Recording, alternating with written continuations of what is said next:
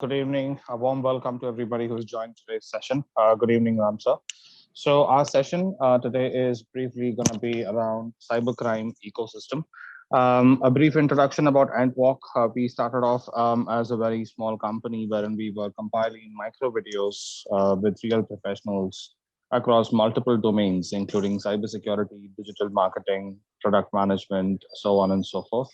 And today we have one of our experts, in-house experts, Ram sir, who has been our first opening batsman for our first boot camp or our pilot boot camp. So we had our pilot boot camp, which is still in progress, and we almost at the end of it. And Ram sir has been responsible for a couple of the topics. One of them around introduction to cybersecurity and the cybercrime ecosystem, and the other one around governance, risk, and compliance, or what we call as GRC. So Antwalk started off as a company hosting micro videos, and today we are having boot camps across multiple disciplines. And we have real professionals like Ram sir coming up with different specialties, and they bring in all their expertise so that it becomes more of like a live interaction about you understanding how the industry works today. And Antwalk is trying to be a platform for those wishes to come true. A quick introduction about today's agenda.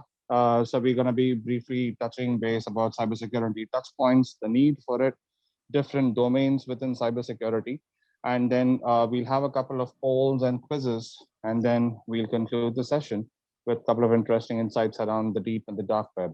A short introduction about our guest speaker today, Ram sir.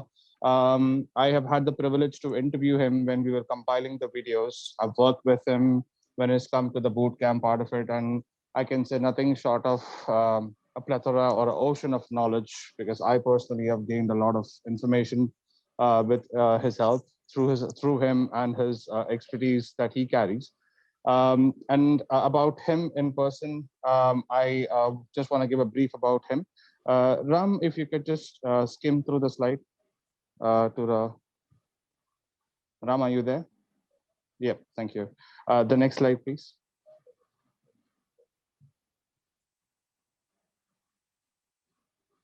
Ram, can you go to the next slide, please? Yep, thank you. So if you look at this, that's 2+ decades of experience. Began from United Online, and he's worked with the biggest of brands you name, Xerox, Society General, Philips, so on and so forth, to just mention a bit of it. And his expertise has been through IT, ITES, BFSI, media and entertainment, healthcare, R&D, and automotive. And to a bit and bits and pieces about his academic qualification. Ram, the next slide, please.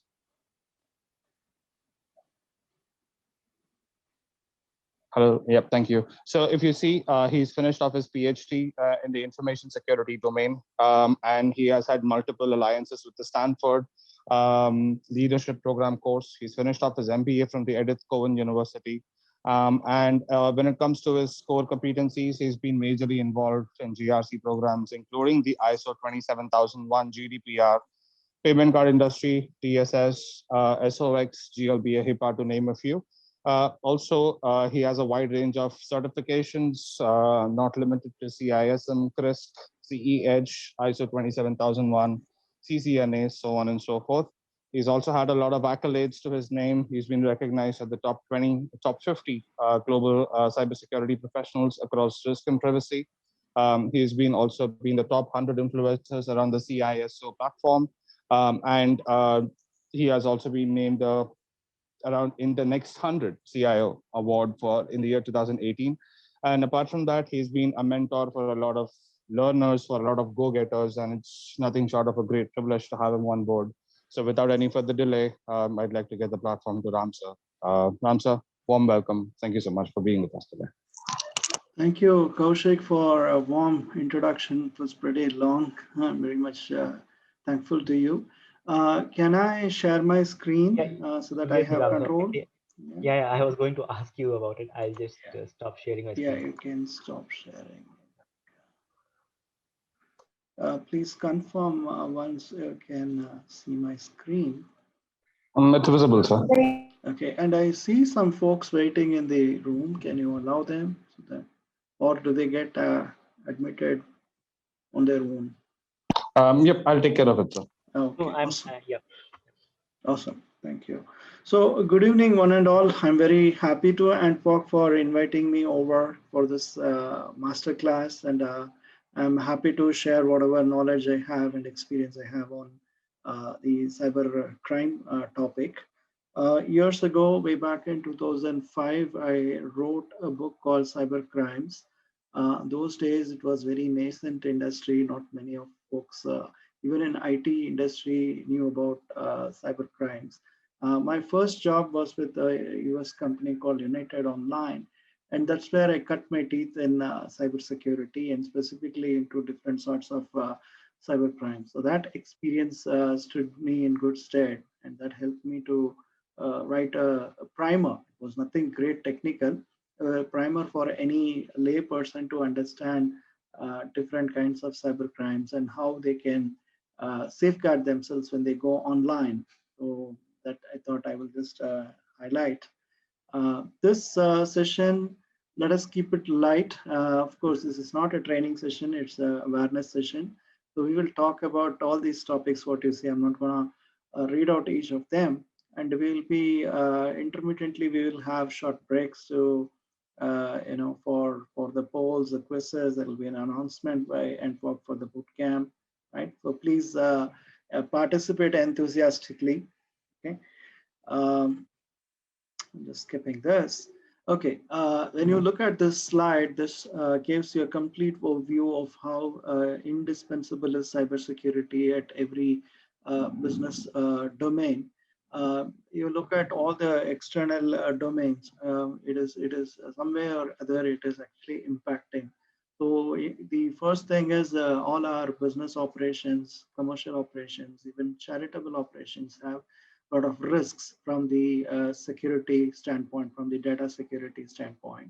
And also a lot of disruptions happen, disasters happen, crises happen, right? So we need to have a very strong cyber resilience as well. What earlier we used to call as business continuity and disaster recovery, now we use an umbrella term called cyber resilience. So minimum downtime, you would be able to come back online and continue providing services, continue running your operations.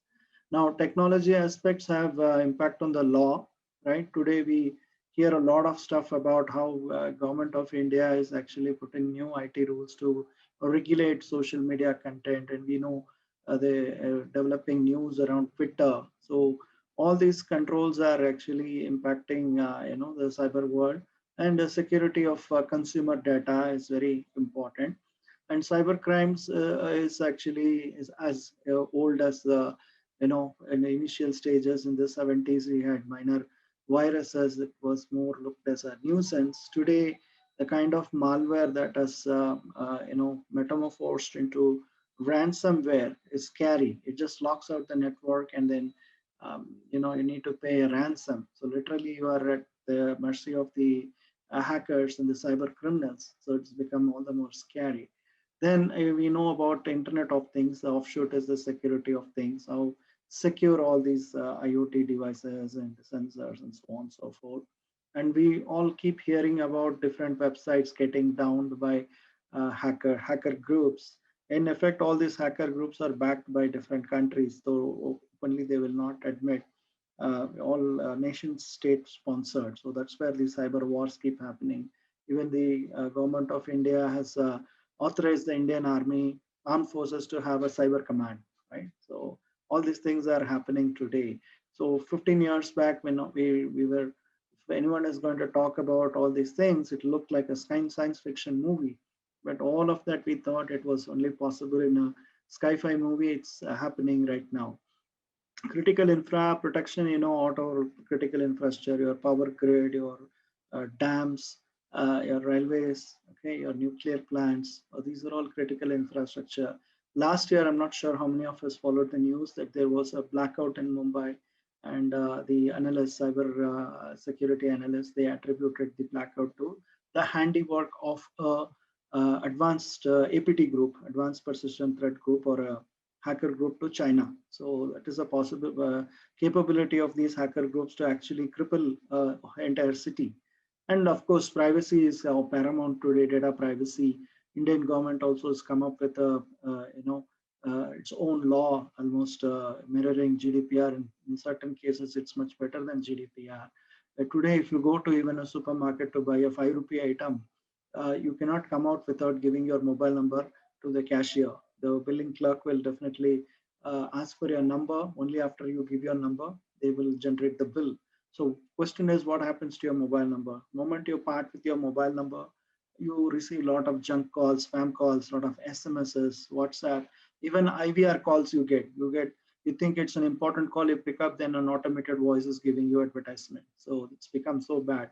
So it's not a question about content, it's about consent. Even without my consent, people are misusing. So that's the reason world over a lot of prominence is given to data privacy of customers, of consumers, and many countries have enacted strong, stringent privacy laws, data privacy laws. GDPR came into being in 2018. After that, a lot of awareness around how corporations handle private data of individuals. And in India also, you have the Indian Personal Data Protection Bill, which is soon going to be passed in an act, right? So all these things are evolving as we speak, and we hope cybersecurity actually matures and protects data and infrastructure. Now, coming to the evolution in the olden days, say in the 1970s, it was called computer security, and then it became IT security. In major part of the 90s, it was called data security. Then in the 2000s, it was called information security. And with the advent of cloud technologies, where we started adopting usage of internet in big way, not just to browse, even to transmit data, store data, right? So even to do business over the internet, entire e-commerce, the term became cyber. It included cyber so that it is more meaningful. It became cybersecurity. And tomorrow we don't know what it is going to be called. It could be called digital security. We never know, right? And this evolution almost mirrors what you see below diagram, the cybersecurity attack methods and the vectors, right? So it's just mirroring that. Now the touch points. There are multiple touch points for cybersecurity as a domain. It is not just the technology aspect as we all would imagine. It has got to do with society, right? We have social media that has come in a big way, right? We all adopted social media very eagerly. And today we'll find very few people who don't have, at least among the younger generation, who are not in social media. I'm sure in this crowd, almost everyone would be having either Instagram or a Facebook account or a Twitter account, right? So it impacts big way on security. It actually impacts the society, right?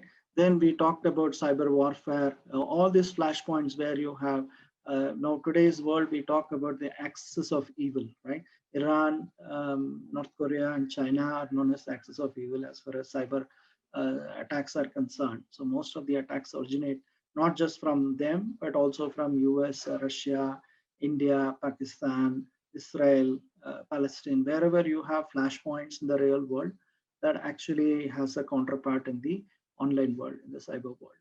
And we talk about AI, all these emerging technologies, right? RPA, AI, blockchain, ML, machine learning, all of them have repercussions on cybersecurity. The question is, are they really secure, all these technologies?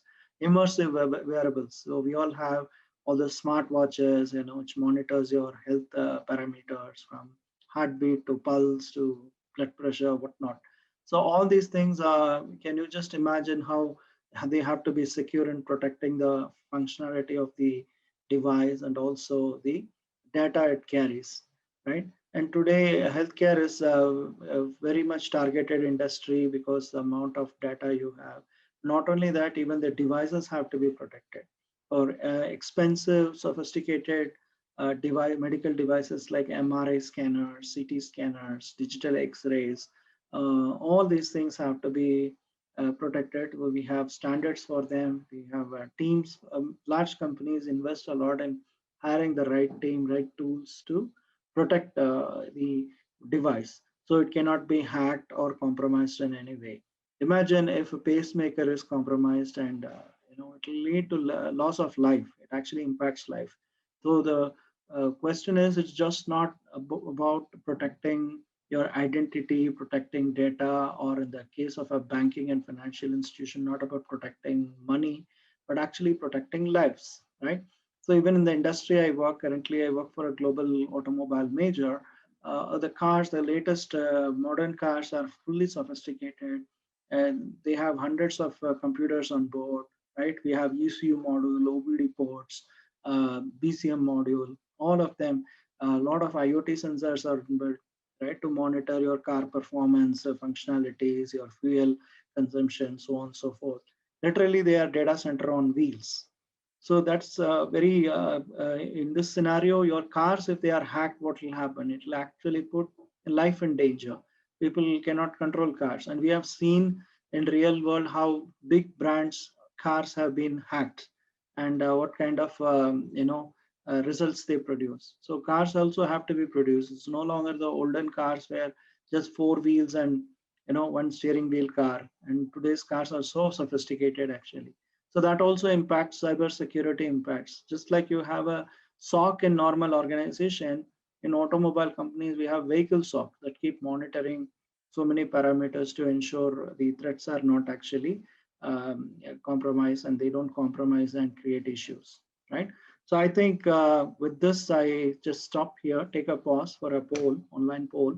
Over to you, Kaushik. So yeah, guys, we're just gonna have a quick poll. It's on your screen right now. It's about cyber crimes. Do you think these are borderless crimes? Do you think they don't need deep technical skills to execute? Rewarding but illegal, or all of the above?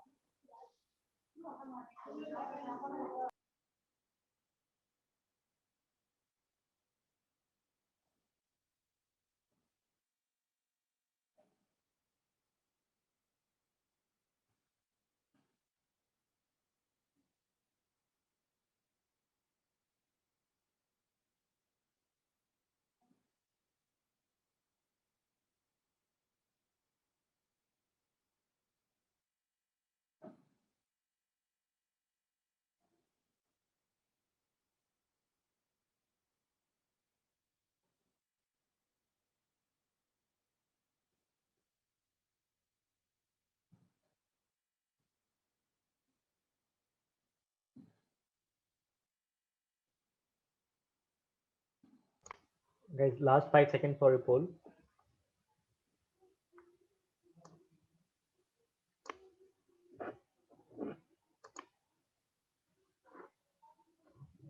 Yeah, I think 67% of them have answered. Ram sir, over to you. Okay, awesome. I think folks are pretty familiar with cyber crimes. That gives me a lot of confidence. Good. So let me resume. Okay, you can see the screen. Can anyone confirm? This is a cyber domains, slide. Kaushik, you're able to see? Yes, sir. We can Yes, sir. Yes, sir. Okay, awesome. So this slide gives you a complete picture of all the domains available in cybersecurity. Cybersecurity is not just technical, it goes beyond technical, it goes into management, it goes into leadership, right? And in this slide, let us take the core one. So at the base of this of cybersecurity is the risk management function, enterprise risk management.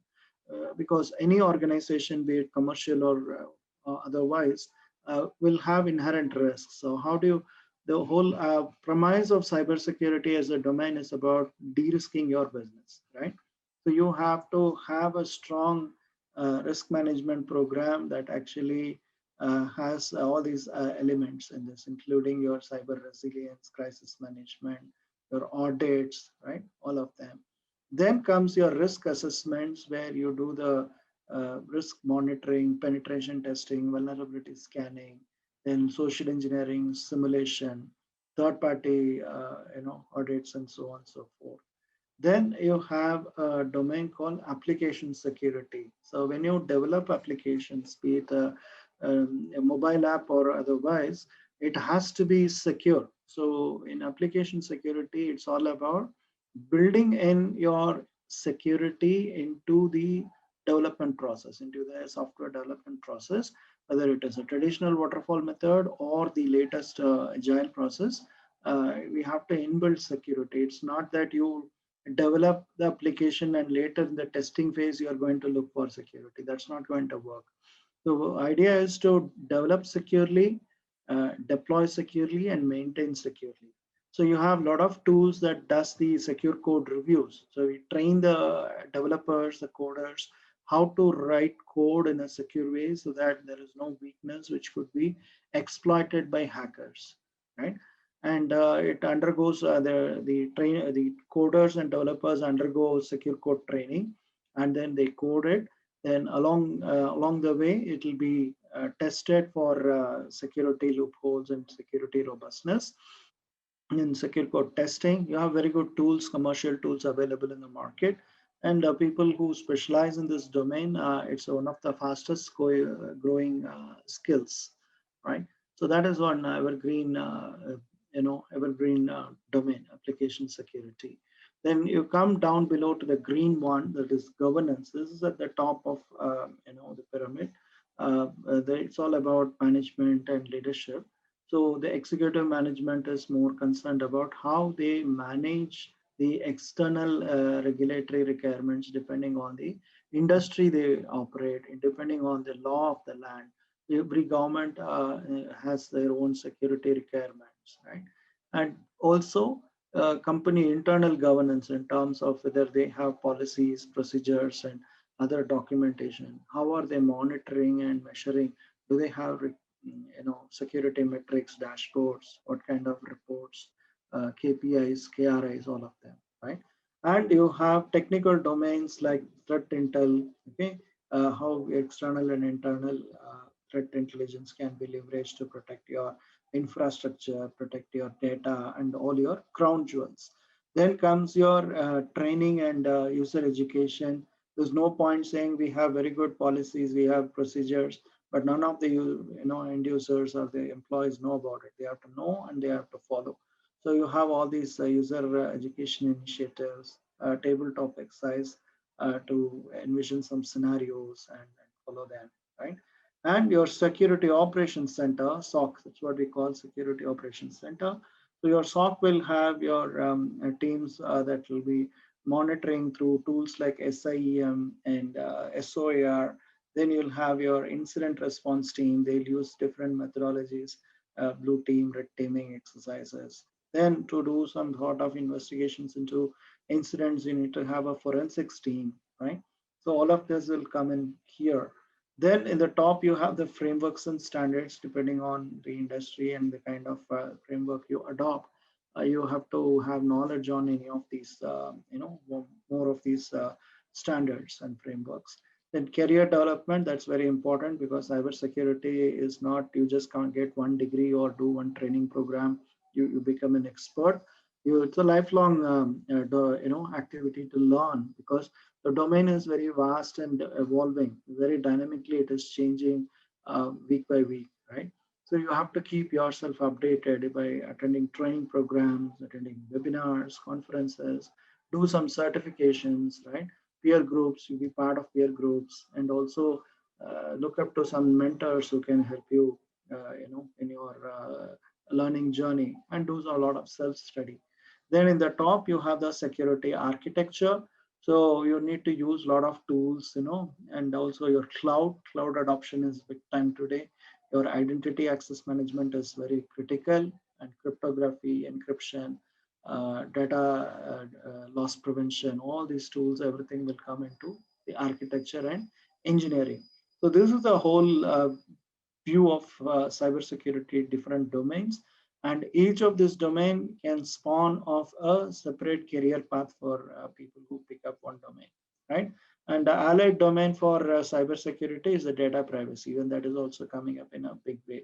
For data privacy, the base is cybersecurity. With all these tools in place only, then you can actually run your privacy program. But the orientation is more towards protecting data from, from the privacy perspective. So I think with this, I take a pause for a quiz. Over to Kaushik.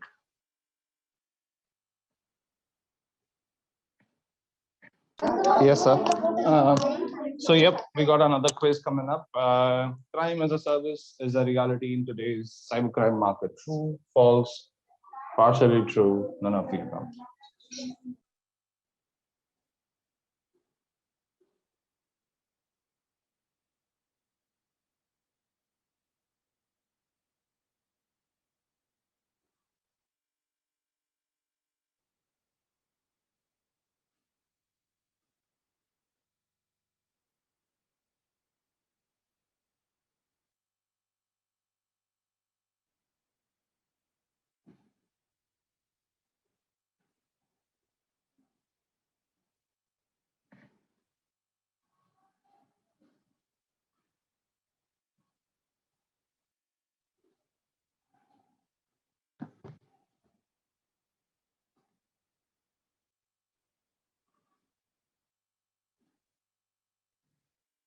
Is the poll completed, Kaushik?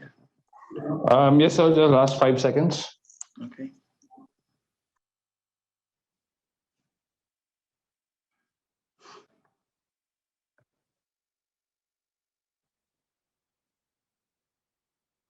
Yeah, poll is over, sir.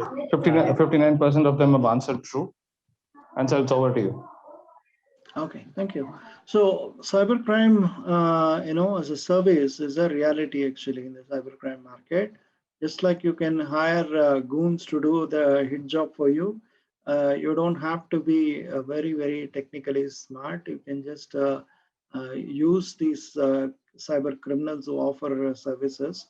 That's how most cyber attacks take place. The person who's actually indulging in cyber espionage or cybercrime hacking actually is one person. The person who's actually keying them up is someone different. He may not be technically smart. Okay, so I think let me go ahead with the presentation. So this slide gives you an idea about what skills are the top growing skills in the next few years. So at the top, you have application development security. I spoke about the application security domain. So that's fast growing because the number of apps that are developed is mind boggling. So you know how many apps get listed in Play Store or even enterprise applications that get flooded in the market. For all of them, there is a lot of awareness on security. Not only awareness, it's a compliance requirement. Many countries have stringent requirement on how the applications should be secure. Then of course, cloud is growing in a big way. Cloud adoption is very high, especially in the pandemic times, right? Then the risk management, threat intel, all the technical domains come. And as you see this last one below, the security strategy and governance, that's growing a little less, but nevertheless, it's it's a very niche area. Only leadership folks actually specialize in that, right? And obviously, they being in the top of the pyramid, you won't have too many opportunities. But nevertheless, it is also an important area. Okay, I think with this, I take a pause for a program announcement. Over to you, Kaushik. Sir, I will introduce the program. So, hello everyone. Am I audible? Yeah, I can hear. Yes, yes. So, good evening, everyone. My name is Ram Kumar Rai, and I'm the co-founder and the program director at Anfoc. Right. So, this gives me a very immense pleasure to introduce our program to you. Right. So, Anfoc, as we have told earlier, that earlier we have introduced a lot of experts, to tell about their experience, through the short video format, and we have continued the same mission of ours to bring the experts in their areas to everyone. And so we have continued this through a boot camp that we are going to launch, right? So that's why NTalk has launched an experiential program. Right. So this is a 16-week very immersive program where we are having the classes on the weekends. So the classes are scheduled such a way that we have one class on Saturday and we are going to have the two classes on Sunday. Right. Of the 16 weeks that we are teaching, right? So 12 weeks are totally dedicated to your core skills, right? But as you understand, in any professional career, right, it's not only important to have the core professional skills, but you also need to have a lot of soft skills, right? Because you will always need to crack interviews, right? You have to talk to your management, you have to write reports, you do presentations. So we are making sure that at least some part of this course is also devoted to improving your soft skills also, right? So that's the whole idea about the 16-week program. And the way we have divided this program is that all the experts that are going to teach in this program, they are coming from that very specific skill set, right? So we have divided this core program into 10 parts, right? And let's say one part will be is network security, right? The expert who is going to teach you network security is a network security expert, right? The similarly is the case with the web application security, right? The expert will be a person who is very good in network, in web application security, and they are going to come and teach in this program so that they can bring their own experience in the class, right? So that's how we have divided brought up this whole program. And in this program is again when you take this program, it will be a part of it will be your in-class teaching, where there's going to be interaction with the experts, but they're also going to be a real projects, right? And these projects are going to give you experience of how it is to work in an environment in a company, so that whenever you graduate, you are ready to be hired by a company. So we are trying to make sure that you have your hands on projects, your hands are dirty with the project, right? Please go to next slide, sir. So I will just give you a brief idea about what we are going to teach in this program, right? So it will start with introduction, which is going to be taken by Ram sir only, right? Then we'll move to network security, which is kind of a very basic of all the security operations, because this is where it starts. We will move into the cyber attacks, understand some kind of frameworks which you can use to analyze your own cyber stack, like cyber kill chain, MITRE frameworks, right? So that you get an idea about how to describe them, because trust me guys, I have talked to a lot of interviewers, people, recruiters, and they say that in case if you're able to explain about one very good cyber attack in a very good way, that's done, you are done for on your interviews, right? So that's why we are trying to bring some kind of understanding about how to analyze cyber attack, how to write their reports, right? And then we will have web application security, which is again kind of very core island. uh, and then we'll introduce the incident management, because most of the jobs which are happening in cybersecurity are going to be in SOC centers. So incident management becomes very important part of competency, right? So in all of these islands, you are going to have very full-fledged projects also, right? Then we are going to bring the digital forensics also, because this is also a growing area of expertise. Governance, risk, compliance, that will again be taken by Ram Kumar sir, right? We will also introduce you to identity and access management. You will not be able to work on any tools per se, because all of these tools on identity and access management are very proprietary, but we will give you the basic idea, so that at least in interviews when you join, you are aware of all the concepts of identity and access management. And you will give you'll get some idea about how to configure also identity and access management. We'll expose you to the cloud, uh, right? Because this is also a growing area. So one part that is not covered here, and which we have incorporated right now, is around the SIM tools, right? So in this course, we are going to also teach you about the Q radar, right? Because that's one area where the number of jobs are massive, right? There are like massive SOC operations are coming up across the country, and there is a huge requirement for L1 level people, to do the job. So keeping that one in mind, we have also included the SIM tool, an island of SIM, and we are going to teach you the Q radar. In India, Q radar is kind of the market leader in SIM tools, but we also have the Splunk. Right. So that's also we are going to so that once you have the idea about the Q radar, you can also get a job in that Splunk. So this is the whole idea about this program, right? And we have shared you a link right, you guys can go to that link, register, and somebody, some educational counselor from our side will reach out to you. Right. Hope to see you guys in that program also. Right. Ram sir, please go ahead. Yeah, thank you, Ram. So, resuming, the way the cybercrime scenario has evolved, earlier it was in the 80s, it was done only by, students who want to show off, have some bragging rights that I was able to do this exploit, I was able to hack into, and then it became a sort of a criminal intent. They wanted to do wantonly, deliberately, they wanted to show off their technical skills, right? Then it became hacktivism. They wanted to make a statement, primarily around some issue, and they were doing a lot of targeted attacks, right? Then it became an organized crime, like an organized syndicate. You had criminals ganging up, and they were targeting all these APT groups, hacker groups. They became like that. They do ransoming and make money.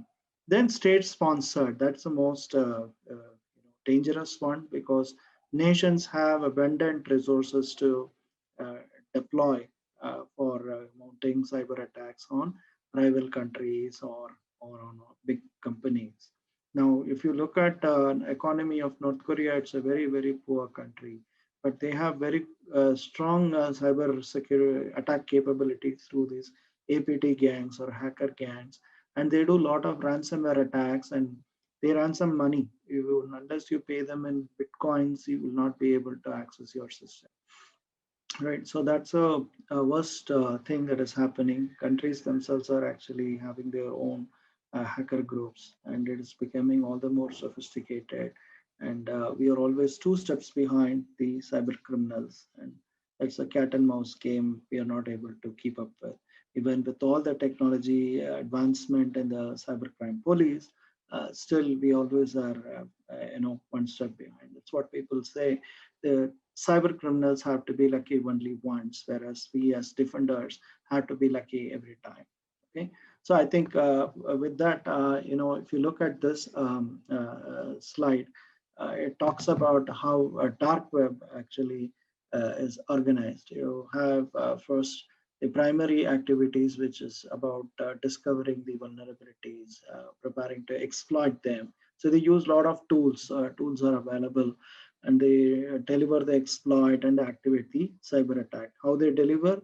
It could be embedding such exploits in software when they buy from illegal means, or counterfeit pirated software, or through mounting a phishing attack. Employees, they just don't know, they think it's a legitimate mail, they click the link and they actually download such exploits. Or the olden ways was to give free DVDs or free pen drives, flash drives. You connect it, it'll activate, right? Or simple, any sort of identity compromise they can do, assume an identity and get access to the network. And then you have the support activities. You have all these tasks and built into that. So one is on the attack operations, right? So how you actually benefit from the attack, and second is the hacker community that focuses on the human aspect, where they actually identify and recruit new hackers and train them. If you go to all these dark web chat rooms, you find a lot of chatter around, hiring people. A lot of kids, college kids, they are very keen. They come online and then they want to try it out. It's all illegal, right? It's all illegal. You get caught, then you have to serve jail time. Simple as that. As long as you're not caught, then life is cool, but it's illegal, right? Then they actually develop some sort of marketing and delivery for trading. They develop trading and they make money out of it. They do money laundering and stuff. So all these things are illegal stuff that is happening in the dark web, right? And they actually mapped out. This is by this Kaspersky has got its own internal team. Yeah, we all know Kaspersky is a great antivirus company from Russia. So they actually mapped out what are all the top 12 targeted countries, of which you find many of them in Asia, right? And also you see the top 10 targets, to governments, to banks, to telecom, to defense, military, IT companies, all of them are there. Then the significant threat actors, all these names are belonging to the hacker groups. I'm sure Lazarus you would have heard here and there, Death Stalker, all these things are all APD groups which actually are criminal enterprises supported sometimes by their own governments. Now, again, this slide is a spreadsheet from a cyber analyst. He had published this in his blog. What he says is he's picked up all the common hacker group name from originating from China. So you have about 24 names, right? Oh, sorry, 22 names. And for each of them, different vendors from CrowdStrike to Dell to Mandiant, FireEye, Symantec, Cisco, all of them have given names to track them. So even the cyber defenders, all these companies are also actually monitoring their activities. They give a name and then they also keep an eye on them, how the attack vectors are changing, what is the pattern, so that they can build their defenses more smartly. Now, this slide again gives you an idea about how what and all happens in the cyber crime world, right? So on the top you have how you have access brokers who actually access data, and they also have hardware for sale, phishing kits they make. They design phishing kit and they can deploy. Then ransomware also is created, right? So all these things and hosting infrastructure, your command and control center, all of it is set up. Then in the second phase, it's about your delivery, how they develop and they distribute through junk email, spam email, right? And the third is monetization, that is making money. The money through all these frauds and money laundering, and they do a lot of wire fraud, cryptocurrency, ransom payments and extraction. There are multiple ways through which they actually make money, right? And they also have hierarchy, just like a corporate entity has a hierarchy, even they also have a hierarchy. And all the script kiddies who are just they do what they are supposed to do will be at the lower end. Then as their skills are more and more sophisticated, they grow up in their hierarchy, right?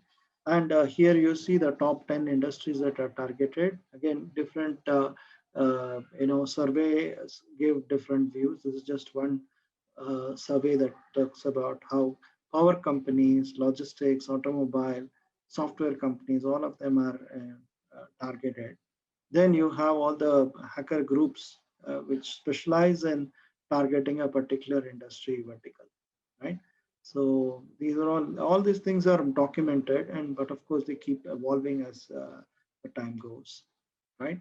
And cybercrime is going to cost 10 trillion by the year 2025, and this year it is going to touch, the damages is going to touch $6 trillion.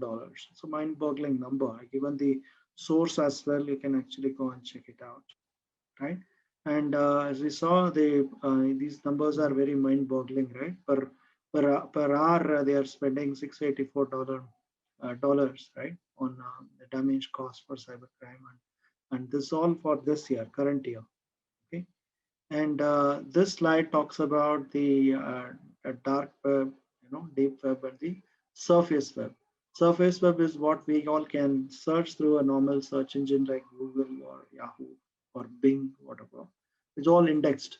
And deep web is actually your secure websites which they're not indexed actually. They don't index. Or you need to have some sort of digital paywall. Like there are a lot of news websites in the last 1 or 2 years, they started charging money. So for example, if you go to the Hindu website, monthly they give you some fixed number of free articles to read. After that, if you reach that number, say 10 articles, after that you have to pay. So they are called digital paywall. You have to pay for money, and then so that's all in the deep web. You won't be easily able to see, like your PayPal or your online banking. They're all deep web. And your dark web is actually all your sites which are anonymous and you will not be able to access easily. You need to have special kind of browsers like the Tor, the Onion Router browser, and other sophisticated browsers. they do a lot of Bitcoin transactions and hidden wikis, and a lot of illegal activities happen. Per se, dark web is not bad, but the amount of illegal activity happens makes it look very bad. Okay, so again, this is another statistic. I just don't want to repeat the same. And the ransomware is actually becoming very lucrative for the criminals. Earlier in 2015, it was only $325 they were making. That was the damage and the cost. And now in 6 years, you are paying $20 billion. So it's mind-boggling numbers. So time for another poll. And after this poll, we'll have a little deep dive into the dark web. Over to you, Kaushik. All right, sir. Thank you so much for that. This is the last poll of the day. Cybercrime is poised to touch dash number by 2021, $6 trillion, 16 trillion, $140 trillion, or none of the above.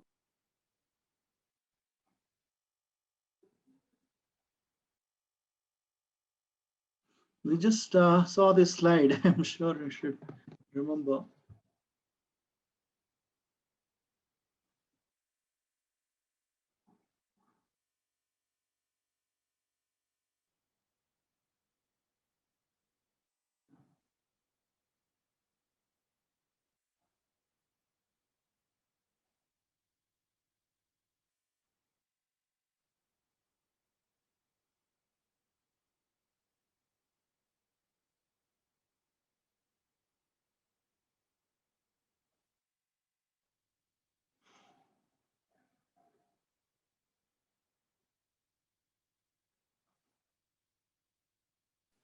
Yes, so we have closed the polling now. Okay, thank you. I think only 39% are paying attention to the slides. Okay. Okay, that was in jest. So we'll take a look at these three web: surface and deep and dark web. So surface, as I said, whatever you can find in via search engine, give keywords and you'll be able to find, or you type the URL in the address bar, you will be able to get. Deep web you cannot find on a search engine, so they'll not be indexed actually. And dark web is actually a small part of deep web, and they have been intentionally hidden and only accessible by another type of web browser, something like the Tor, right? And here you get some statistics here. Only 4% of content is available in the surface web, that is the World Wide Web. You'll see a lot of these iceberg pictures in this presentation. I think another 3 or 2. Then the 90% of the content is available, information available in the internet is in the deep web, and the rest of it is in the dark web, which you will not be able to easily access. So balance 6%. So in the dark web, you find a lot of info on drug trafficking, pornography, human trafficking, encrypted sites, and a lot of illegal stuff, illegal marketplace, underground marketplace. What and all should not happen, everything happens in the dark web. But of course, all the top security agencies in the world, like FBI, CIA, and Mossad, everyone have an eye there. They also go masquerading as a cyber criminal, and so that they can keep an eye. So recently we saw a news item in abroad. They actually police arrested, Interpol arrested some 300 plus hackers, right? So they were all part of the hacker groups, and the FBI had actually supplied them phones which had surveillance software. They were actually tracked for their conversations and activities. And all these things are happening. It's again a cat and mouse game. Who gets the better of each other, only time will tell, right? So in dark web, as I said, even for countries, there are countries which do not allow Facebook for whatsoever political reason. So they have even a Facebook version that is a Tor. Through Tor, people are able to actually access here, right? And what kind of information types are available is malware, exploitation kits, credit card info, a lot of stolen credit card info or credit card info that has been breached. All of them are available there for a price, of course, okay? And login credentials. For example, all these sites you see here from Sony to Ashley Medicine, JP Morgan, AOL, eBay, all of them are available. Login credentials are available, right? Files for sale, lot of documents, scam tools like your phishing kit and ransomware kit, all of them is available. Then tutorials, you want to learn some illegal stuff, how to do hacking with live tools and all, they teach.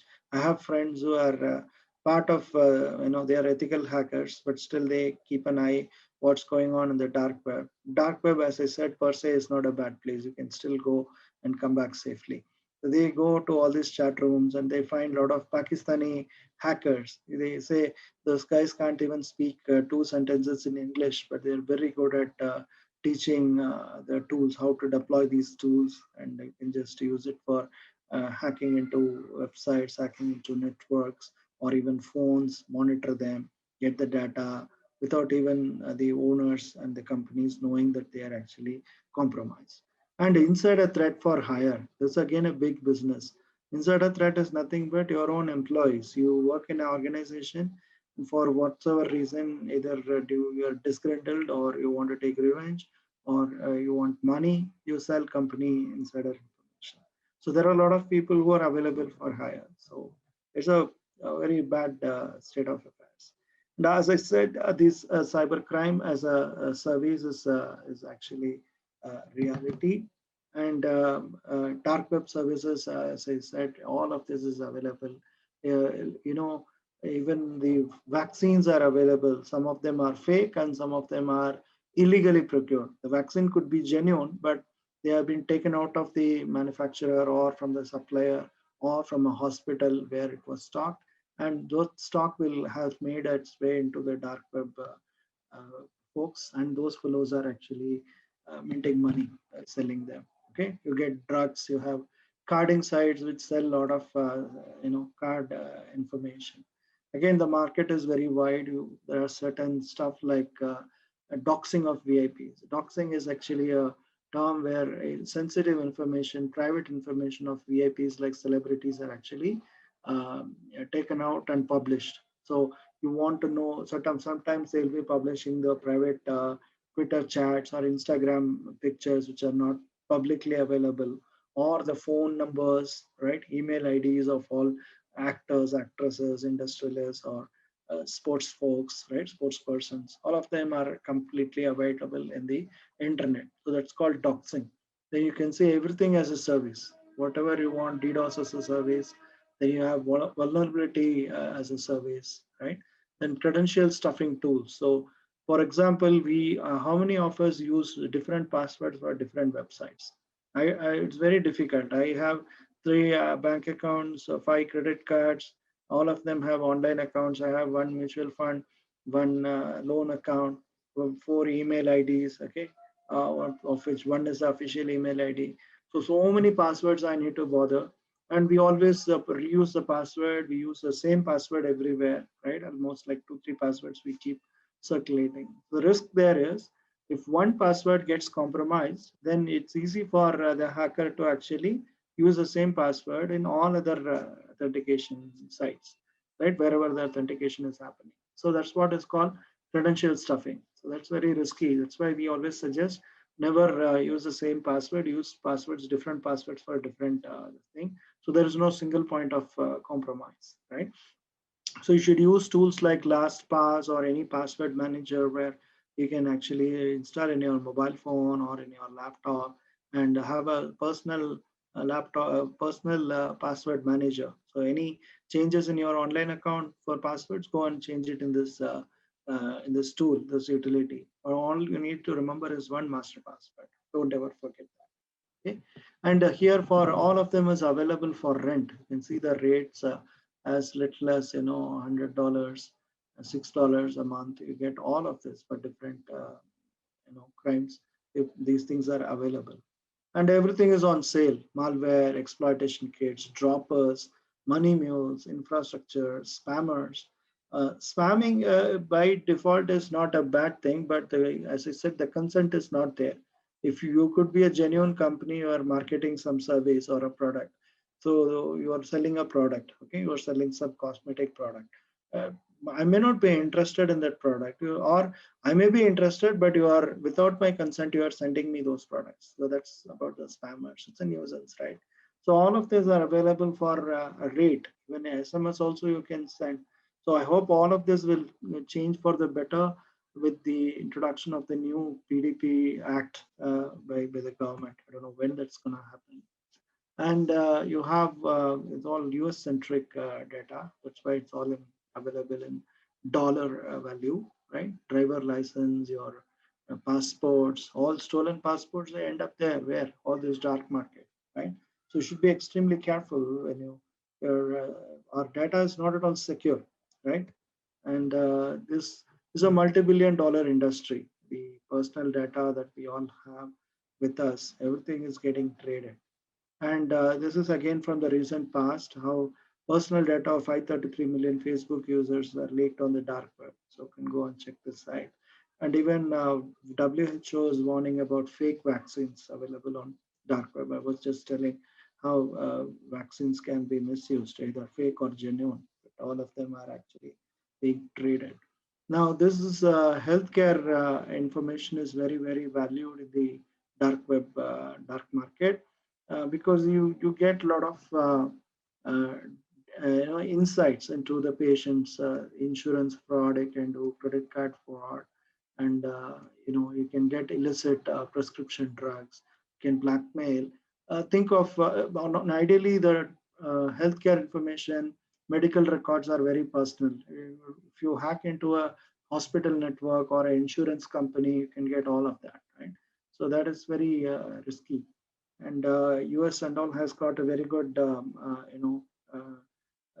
regulation or called HIPAA for protecting healthcare information. Unfortunately, India doesn't have, we don't have that kind of maturity to protect information, right? So your PII, what we call as personally identifiable information, all these data is all very, very critical. You should never use them casually. Should be very, you should take a lot of precautions when you hand over this kind of data, right? So we all have different avatars, as parent, as citizen, as employees, consumers, so on and so forth. And each of them have their own personal information. Now you may ask, that is fine, but only hackers have our data? No, even technology giants like Google, they know a lot about us. Every step we take, every word you say, every search you make, everything is actually monitored and they are monetized actually. So you look at Google's ecosystem, the amount of applications that we use from Gmail to Google Photos to the browser Chrome, you Google search engine, shopping, everything has our data. So that's a sad state of affairs. And Google knows everything about us, the browsing we do in YouTube and the kind of movies we watch. You just store somebody's number, the next moment you will get info about that person in Facebook saying friend suggestion. That's very uncanny. And sometimes people say, I just had a conversation with my friend that I wanted to buy new shoes or new shirts. And the next minute I get advertisement and I will go to the browser and try to browse something, I'm getting targeted advertising. So that is all the more scary, right? You see all these tech companies, I kind of have what kind of data they have on us, right? You see Facebook is the biggest culprit. They know everything about us, right? They even know our income level. And we thought income is very, salary information is very confidential, everything. And you look here at this side, it gives you all the companies which have what kind of data. Again, Facebook tops the list, right? And with this, I would want to conclude this presentation. We're just on time. It was a very funny take. My wife asked me why I spoke so softly in the house. I said, I was afraid Mark Zuckerberg was listening. She laughed, I laughed, Alexa laughed, Siri laughed. That's a very sad state of affairs. So I wish you all the best, and I wish you have a rocking career in cybersecurity if you choose to. And make no mistake, cyber security as a career is very viable. It is not a latest fad, management fad, or technology fad. As long as technology is around, you're all, need to have a secure environment, secure technology. So please make a wise choice. Antwork has got very good syllabus. All the islands that you saw is very relevant, very practical for launching your job career. So definitely take advantage. And one thing I want to emphasize, all the trainers, experts who come are all industry practitioners. Despite, with due regards, with due respects to all the academic folks, if you join a traditional college or a university, they may not have the perspective because cybersecurity is a very, very hands-on domain. So all industry practitioners come and teach you. So please make advantage of Advox offerings and sign up fast, and don't delay. And it's a lifelong journey. It's not that one training program or one course will help you. It is going to launch you on a lifelong learning. Even now, I learn, I invest in myself, and ensure I'm up to date. Okay. So wish you all the best and thank you. Thank you, Ram sir.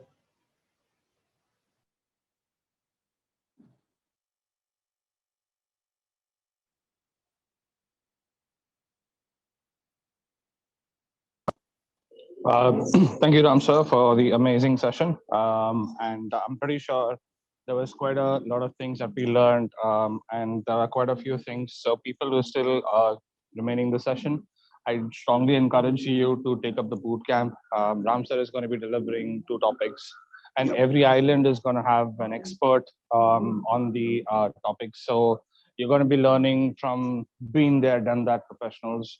And trust me, the way they're going to pave things out for you is going to be much more amazing. Thank you, everybody, for being a part of this wonderful session. And we have much more events coming up in the near future. So would request you to just head to our Antwork job board page, wherein we constantly keep updating about these events. And you can also alternatively click on the link for the registration, because we're running a promotional offer of 5,000 rupees flat discount using Ram sir's promotion code. So I'd strongly encourage you to go for it, right? Ram? Yep, that's it for now. Thank you guys. Thanks again. Probably we'll have a few more sessions coming up. I think tomorrow also we have a session on cyber skill chain. Hope to see you guys again there.